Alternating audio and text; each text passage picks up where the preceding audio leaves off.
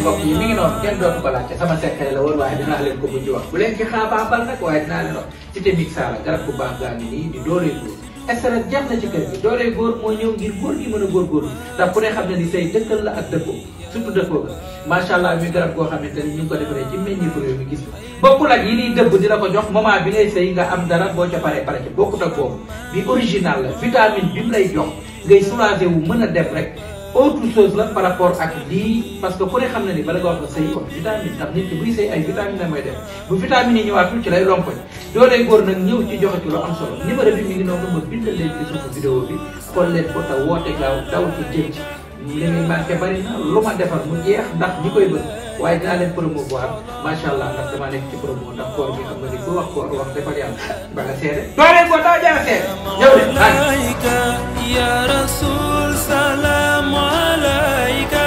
ya habib salam. salaamaaleykum àdduna salaamaaleykum yéen ñii seetaan man Dado Diallo la plus jeune présentatrice tey maa ñëwaat seen émission chez vous ànd si Adwa Natal TV mais tey émission bi dafa spécial parce que dama ñëw ba Pikine centre commercial Khadija ñëw seet si Mouhamed Dan Mboup PDG King Cosmétique. mais dañ koy bàyyi mu nuyoo nag Mouhamed Dan Mboup nuyu nañ la. maa lay fay sister Dado Diallo maa lay nuyu di la dalal di nuyu travers Natal TV di nuyu ci njiit bi Mouhamed Salih Mboup ak équipe bi nekk ci ginnaaw ñëpp Dadi di nuyu waa Natal TV ñëpp macha allah di la dalal. merci kontaan nañ ñoo ngi lay remercier tam si disponibilité bi Mouhamed wala mën nañ ne King nan nga def ba commencé métier bi. waaw mais loolu nag c'est une longue histoire mais bon mën nañ ci ñëw tuuti rek métier bi mun naa ne de inspiration dafa yaatu parce que dañuy innover rek bu ñu defee lii tey suba ñu def leneen mais métier bi moom Mouhamadan benn jeune la bu juddoo ci banlieue bi Géejawaay doon def ambulant bi nag def naa ci lu bari jaay naa lu bari ambulant diggante banlieue bi ak Dakar fépp. voilà bon suñu borom nag di def ba nga xamante ni li ma laal bari na li ma liggéey bari na li ma jaay bari na ma teeree ci comme ni ñu koy waxee King Cosmétique ma teeree ci cosmétique rek mais bon def nañ commerce yu bëree bëri mais fi mu nekk instant bi ñu ngi basé wu ci cosmétique. yéen a basé wu daal si cosmétique mais dañuy ñëw si tur bi King lan moo indi King bi. waaw loolu nag ñi ma koy laaj dafa bari ñi ma koy laaj. La plupart su ma defee émission ba noppi dañ may laaj loolu lu waral King bi quoi mais King bi benn slogan la rek boo xamante ni maa ngi ko jëlee ci gëm sa bopp parce que yaakaar naa maanaam niveau ci King la yam niveau bu mënti doon ci King la yam nit mënoo rëy ba gën a rëy roi foofu lañ ko inspiré woo bon teg ko tamit ci mu ànd ak liggéey bu sell waaw ñu teg ko ci liggéey bu sell di liggéey ci xarañte ak professionnalisme macha allah sunu borom di ñu suturaal King bi daal foofu la jógee waaw foofu la jógee ci gëm sa bopp la jógee. mën nañ ne King bi si gëm sa bopp la jógee parce que début bi dañ dem dégg na King cheveux kese lay jaay ñu toogaat ba si yàgg gis la nga dugg si leer koor yi ñu toogaat ba si yàgg gisaat King ubbi salon mais lan moo waral loolu. waaw loolu liggéey la rek mooy li ma la sànq sama commencement. dañuy liggéey di innover dañuy bëgg lu ñu def tey bu ëllëgee ñu def leneen bi ñuy débuté ci cosmétique cheveux naturel lañ doon jaay am na ñoo xam ne dan cheveux sax la ñu xamoon dan cheveux voilà ñu dem ba ci yàgg ñu boole kook ay li jëm ci wàllu bopp yëpp ñu jaay cheveux di jaay diwu cheveux peñe ak peñe greffage yëpp ñu koy jaay ñu dem ba finalement nag ñu dugg ci diw yi bi ñu duggee ci diw yi leena koor yi tamit ñu làbbali demaat nag ba dugg ci bio bi ñu diggee ci bio nag mun naa ne bi ñu diggee ci bio ci la King Cosmétique am dayo bi mu am parce que tamit doon dem ba dugg ci wàllu santé dem ba nga xamante ni wàllu santé dañ ci dugg bu baax di jaay bépp produit boo xamante ni dafa efficace tey faj nag ñu ci am ay résultats clients yi di wootee fu ne di apprécier voilà ñu dem nag ba nekk ci entreprise nag def ko entreprise mu nekk beauty complet lañ fiy def di jaay lépp loo xamante ni c'est à base de bio ñu koy jëfandikoo muy faj ba noppi doon ay produits yoo xam ni yu sell la ñu koy liggéey ak ay médecins di ci dem fu ne voilà King Cosmétique daal looloo tax mu jugee ci cheveux dem ba dugg ci bio. looloo tax mu jugee ci cheveux dem ba dugg ci bio mais tamit parce que nit ñi bëgg nañoo xam King bagage yi mu yor fan la koy jëlijee. bagage yi nag liggéey bu metti moo ci nekk liggéey bu sori ndax dëkk yi ma koy jëlee dëkk yu sori la ak Sénégal xam nga Thaïlande du dëkk bu jege voilà li ci bëree bëri ci bagage yi surtout maag li nga xam ne moo jëm ci wàllu diw ak lait de corps yi ñuy jaay yëpp ñu ngi koy commandé Thaïlande di ko fa jëlee foofu la ñuy jëlee suñu lait de corps mais nag dañuy dem ci yeneen dëkk ñu dem fu ñu dégg daal diw bu baax wala fu ñu dégg produit bu baax ci yaram da nga xam ni du nekk luy yàq yaram dëkk bu munti nekk lu mu sori sori dañ fa dem bu ñu demee def ci ay gestu bu ñu demee liggéey ci liggéey mucc ayib dem wut fa ay partenaires yokk suñu xam-xam parce que liggéey bi tamit dafa ànd ak sàkku xam-xam parce que jàngu du wees. mais daal kon ni nga ko waxee da ngay dem fu sori pour mën a indi produit yooyu te dégg nañ nga ne si yaram lay jëm est-ce que parfois doo am ay effets secondaires nan moo lay leer que ne lii client yi bu ñu ko utiliser après du leen indil benn jafe-jafe seen yaram wala kon si santé bi sax. voilà man na dama wutee commerçant yu bari parce que commerçant yu bari dañuy gis bagage boo xamante ni dañ leen koy jaay fii ñu soxla ko voyage yi dem jënd ko wala soit ñuy wër bagage bi man du noonu laay wutee bagage man su may dem damay dem ci dëkk yi nga xamante ni produit yi ñu fay produit cosmétique yi fa am ay médecins ñoo koy defar su ma demee du ma dem ci marché bi man du ma jëndee ci marché man damay dem ma fekk médecin boo xamante ni dafa nekk spécialiste ci wàllu dermato moom laa dem toogal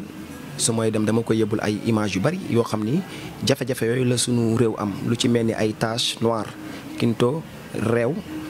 cicatrice ak lépp lu xamante ne dafay lu yaram bu yàqu la man photo yooyu laa yëbba su ma demee waxtaan ak ay médecins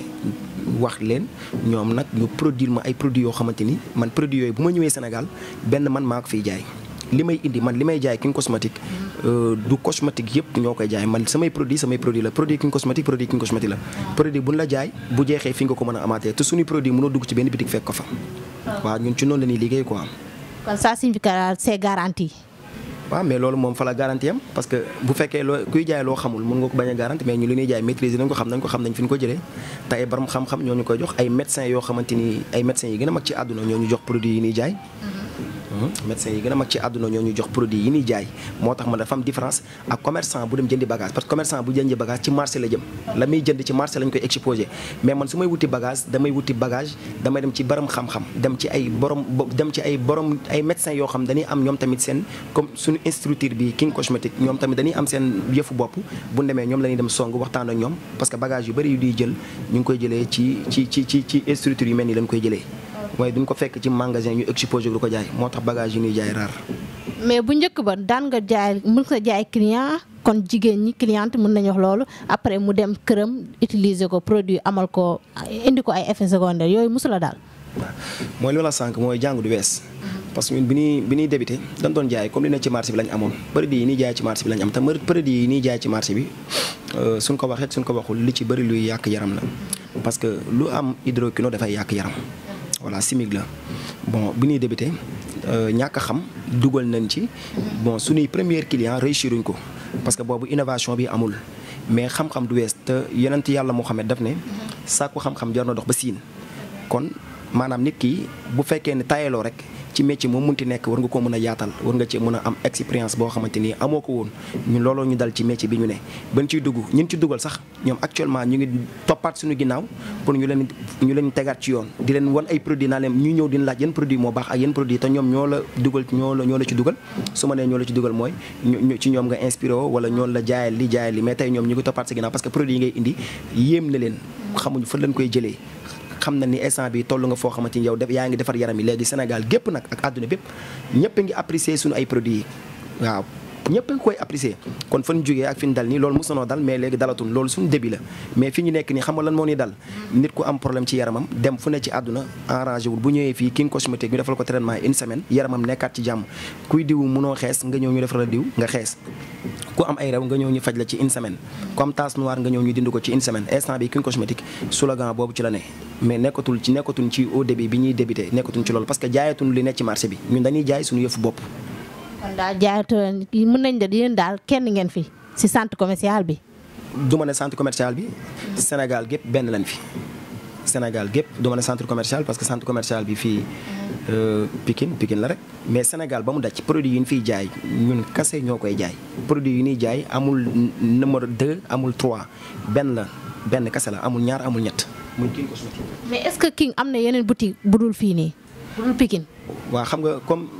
King cosmétique entreprise la. mënatuñu am ay boutiques yu différents parce que boobaa dañuy sonal clients yi. parce que bu nee clients yi nañ dem HLM wala ñu dem fii wala ñu dem fii réer mun naa am. mais comme boutique yi ñu am nañ boutique bi jaay cheveux am nañ salon am nañ boutique boo xam ci leen exposé bio yi ñuy jaay ak lait de corps yi lépp dañ ko aligné mu nekk ci bi ñetti boutique la mais lépp dañ ko aligné mu nekk ci benn centre commercial. lépp daal mën nañ la daal si benn centre commercial Golob daal lañ ko def ko si benn centre commercial.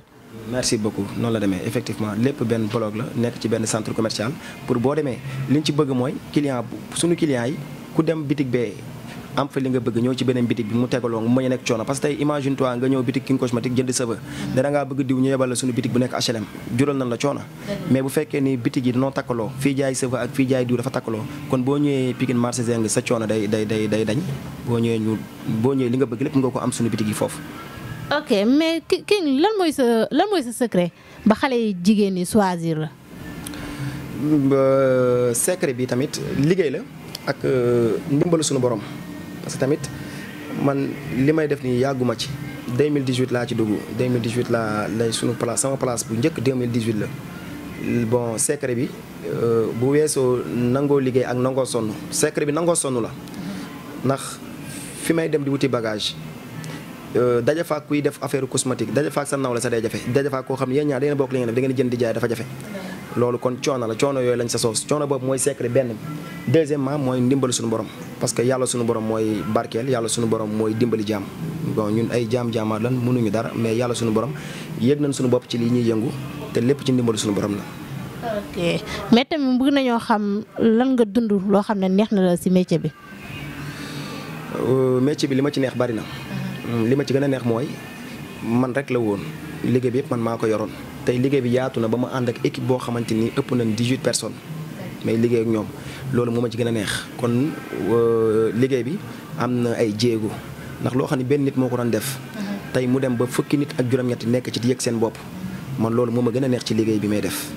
parce que dem na ba nekk entreprise dem na ba nekk famille. mais kon wax nga dem na ba nekk entreprise dem na ba nekk famille forcément dina am loo xam ne parfois du la neex ci métier bi muy wàllu concurrence est-ce que yaa ngi dund loolu. waaw man concurrence bi maa ci génn sama bopp parce que sànq nee naa la bagage yi may jaay Pikine marché Zeng ba mu daj man rek maa ko fiy jaay kon man nekkuma ci concurrence parce que concurrence mooy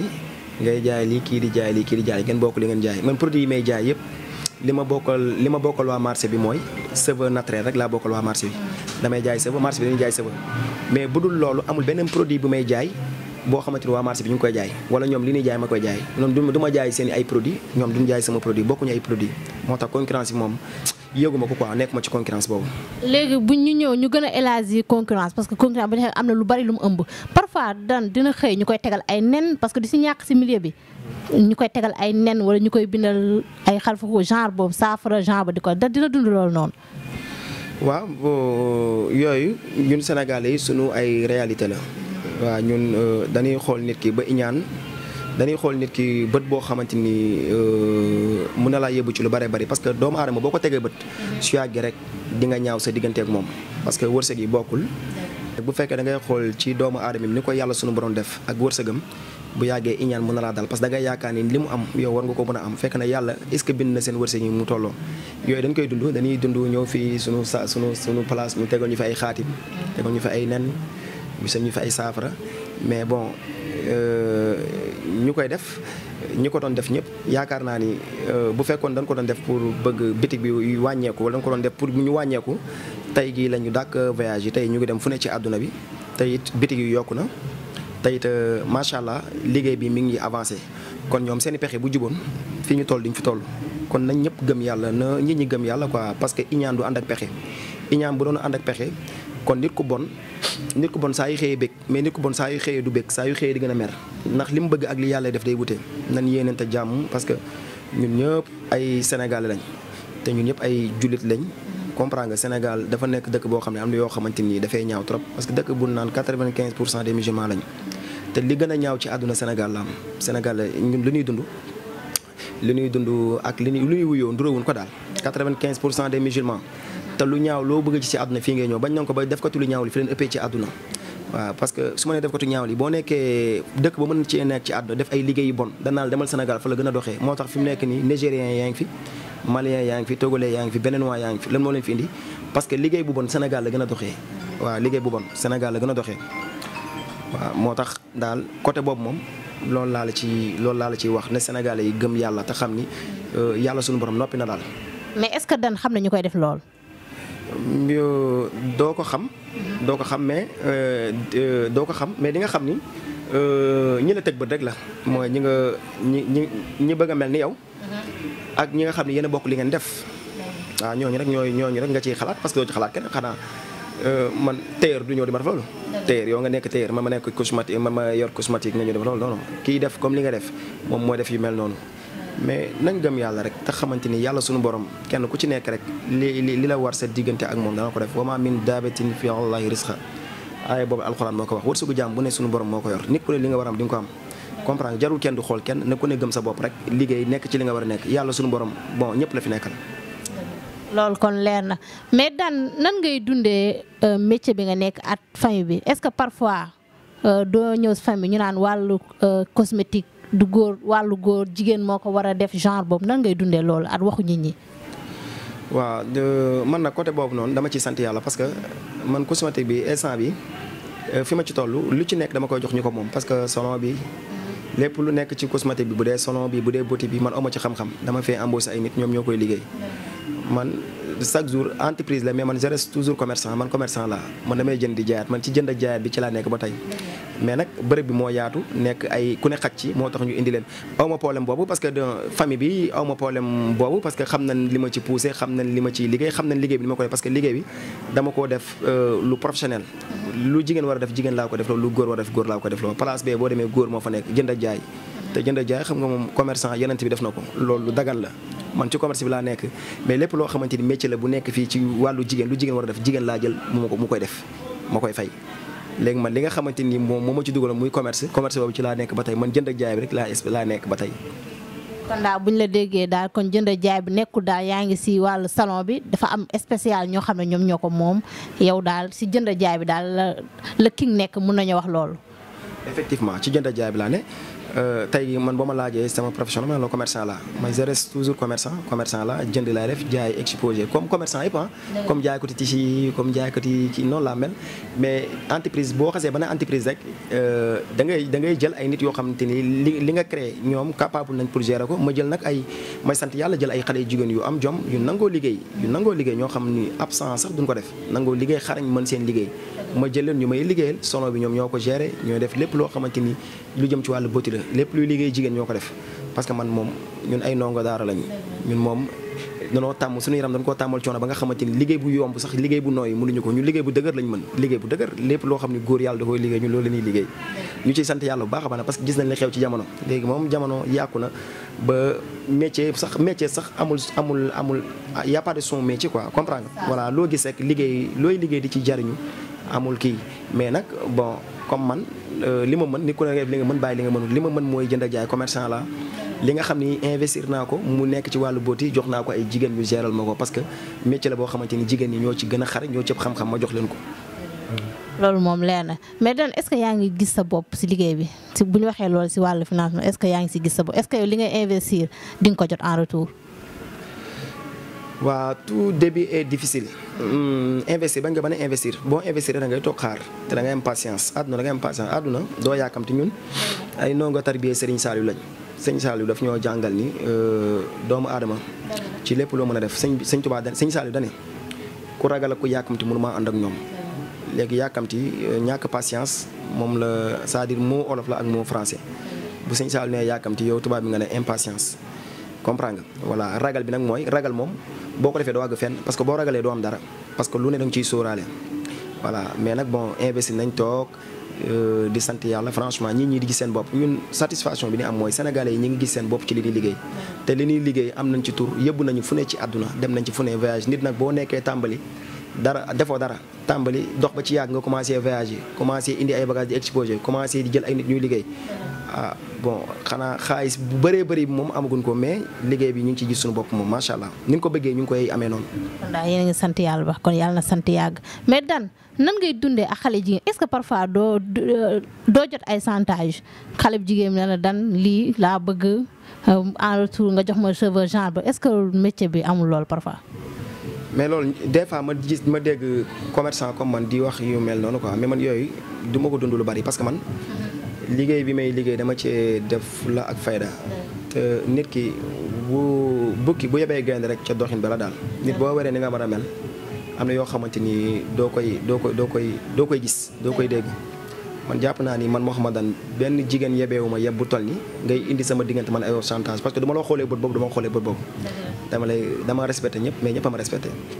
man yooyu bëriwul li ma koy dund gis naa nag commerçant yi dañuy am problème boobu jigéen ñi dañ leen indil ay problème yooyu di leen chantage leen kii mais man jigéen ñemewu maa wax ne ma lii laa soxla boo bëggee lii ma defal jigéen ñemewu ma ko benn jigéen musuma ko wax te am naa yaakaar ba may sàngoo suuf jigéen du ma ko wax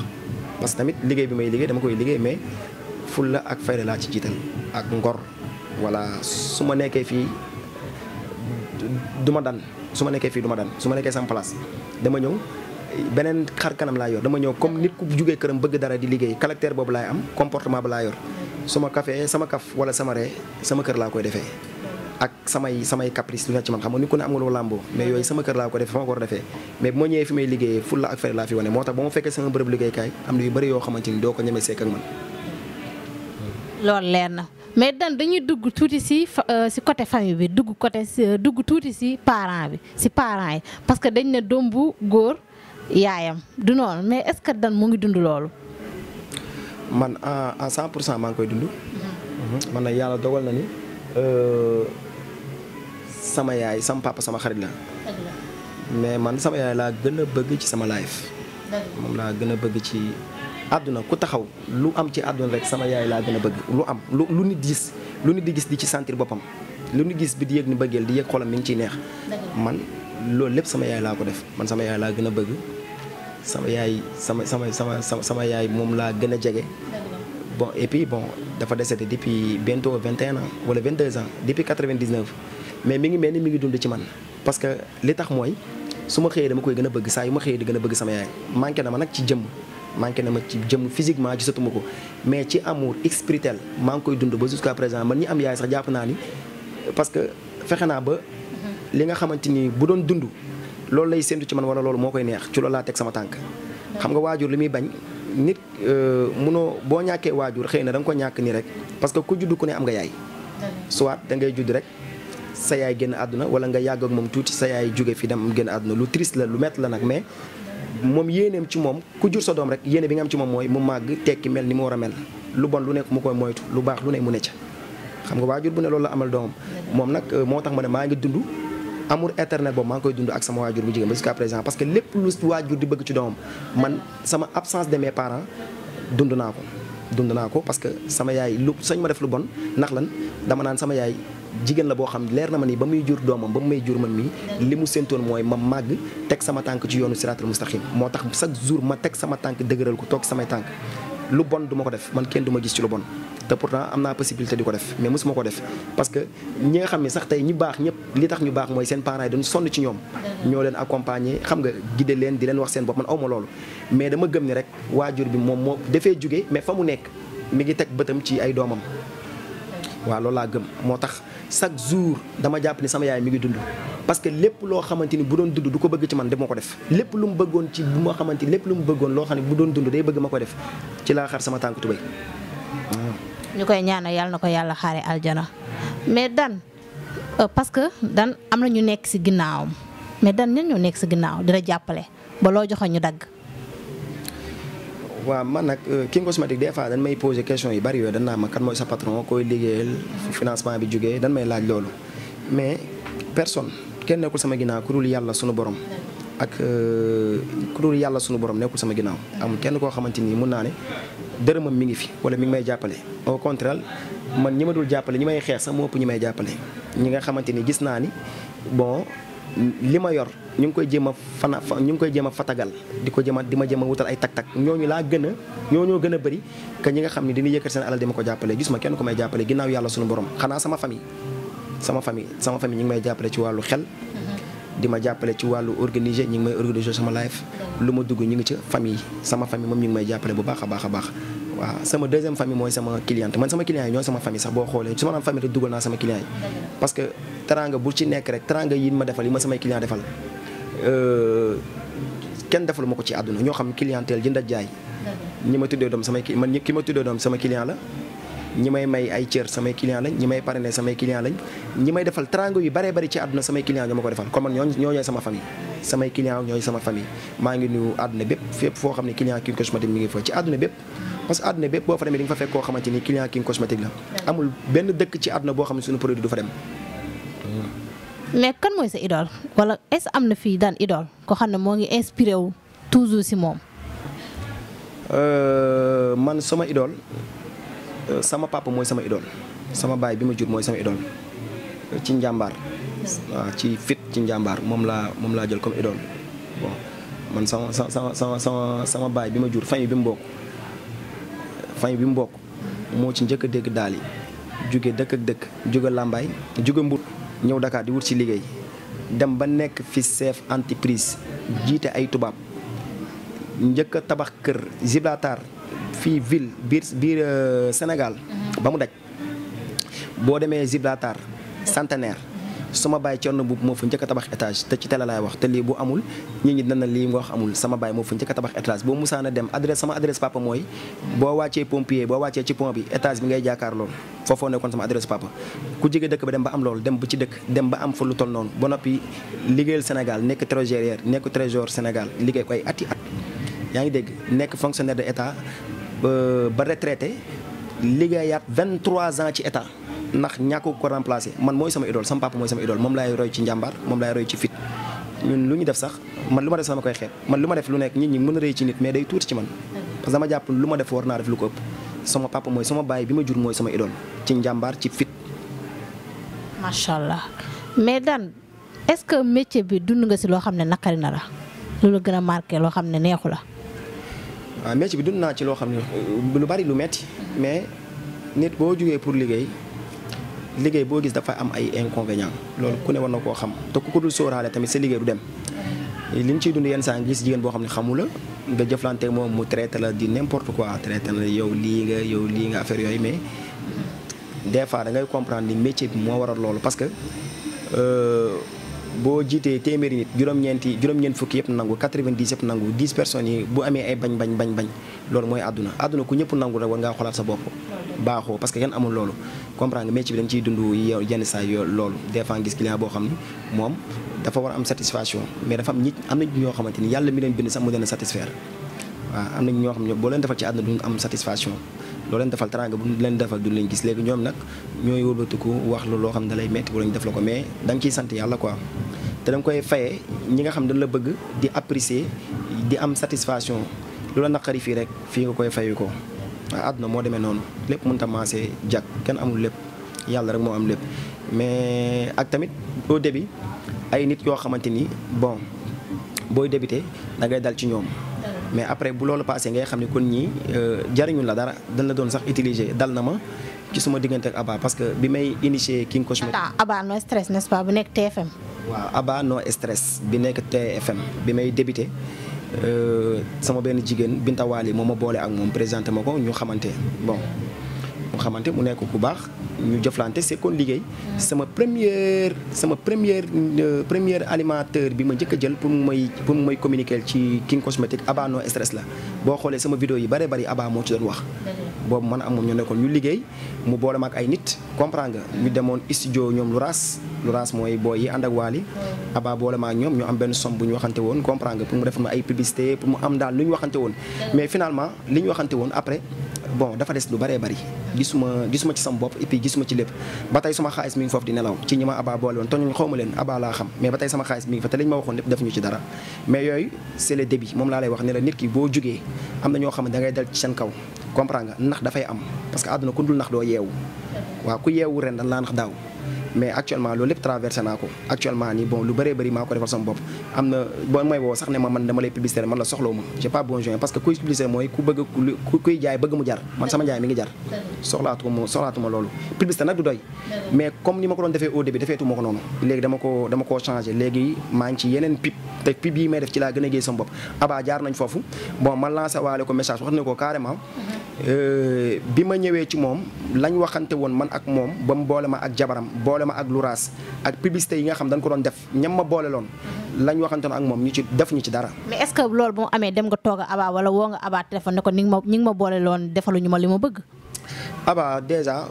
woo ko jot ko rek yombul. woo ko jot ko yombul te man awma temps di woo kenn man ci sama bopp laa ne man lu may seet ci nit rek ci sama bopp laa koy seet. man nit du nekk star sama kaw man maay sama star bopp parce que fi ma jógee dafa sori man ndongo daara laa 2002 laa jógee daara 2003 maa ngi jaay ay puso ak ay wëñ 2005 def naa tour du monde def naa Afrique pays Afrique yëpp 2005 def naa tour de Afrique def naa dëkk Afrique yu bëree bëri lu ci bëri ci dëkk Afrique def naa ko comme man du ma nit koo xamante ni damay séntu dara ci nit wala nit capacité am wala personnalité am daf may yéem du ma topp ci ginnaaw doomu aadama parce que lu nit am yéene naa la ko quoi mais man lii nelaw ci man ak li ne ci man réy na réyaay boo xam dafa maa doy soxla quoi man du ma yéemu ci nit aw ma kenn du sama star sànq yaa ngi ma laaj idole man la sama baay rek mooy sama idole comprends nga lu waaye am yéene naa la ko nag mais man du ma daw di topp benn doomu aadama liggéey lañ sekkoon lañ waxantoo man ak moom def naa ko génne naa sama xaalis la woon xaalis buy génn business la woon xaalis buy génn xaalis bi nga xam moom laa leen waxoon moom laa leen fay naa leen ko ñoom li ñu waxoon dañ ma ko defal defaluñ ma ko léegi du ma daw di toppaat seen ginnaaw mu mel ni que xaalis ma leen jox dafa maa jomm wala mu mel ni que la ma waxantewoon ak ñoom loolu rek laa yaakaar naa leneen du loolu ku yaakaar yàlla doo jeexal man yàlla laa yaakaar mais Aba jaar naa ak moom foofu te loolu au début la sama début de kii la quoi sama début bi may créé King Cosmétique waaw sama publicité yu bëree bëri moom nag moom maa ngi koy nuyu de passage comprends nga parce que liggéey bu fekkee da nga liggéey groupe xamoo ñoo di seen jikkoo dina am ci ñoo xamante ni ci ñoom dinañ am ay saay-saay mais Aba ñi ma boole loon biir studio Wally xaw ma studio Louraas ñi ma boole loon Louraas bi ma boole Louraas Bamba Diop ak boo ya fa nekkoon yëpp li ma waxantoon ak ñoom defuñu ko te ba léegi sama xaalis mi ngi fa di nelaw sama xaalis boo xamante ni maa ko moom lu moo xam dama ko war a encaissé bokkut ak li ma jëloon fay leen ko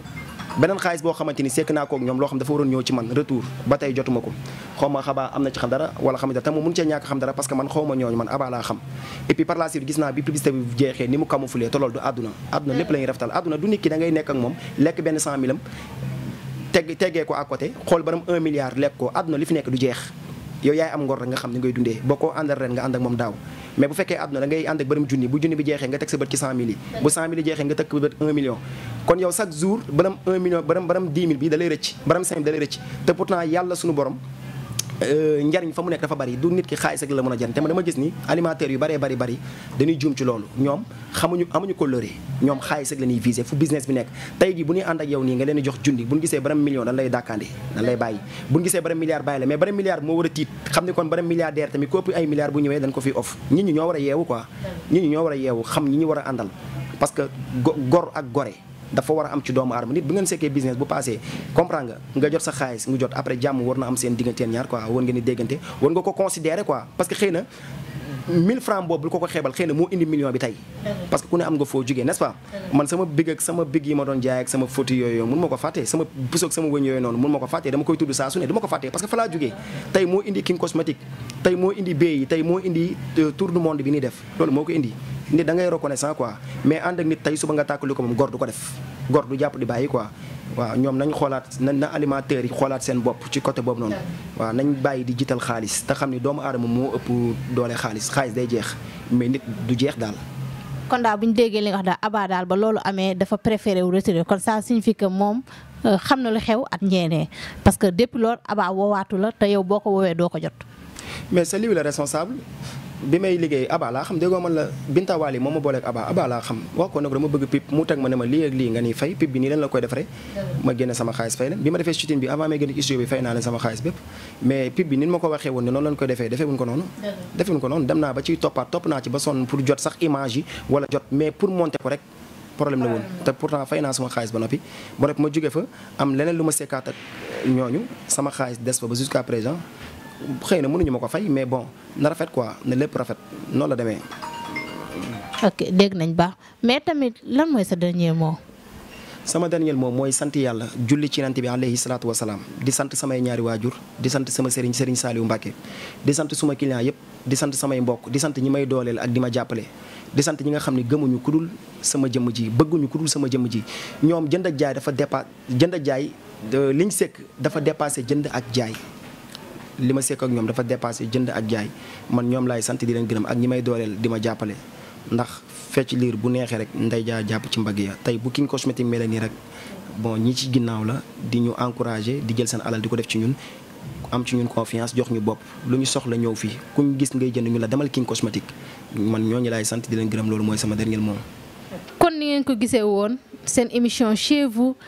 dañ see àndoon ak waa Natal TV ñëwoon fii di Pikine centre commercial Khadija ñëw fekk si woon King Cosmétique defe naa dégg ngeen bu baax a baax li King wax lancé na si tamit ay messages yu am important ñu bàyyi si xel bu baax a di wax ne bu leen fàtte dem abonné si seen YouTube Natal TV ba beneen yoon si seen beneen émission chez vous incha allah ok merci ciao.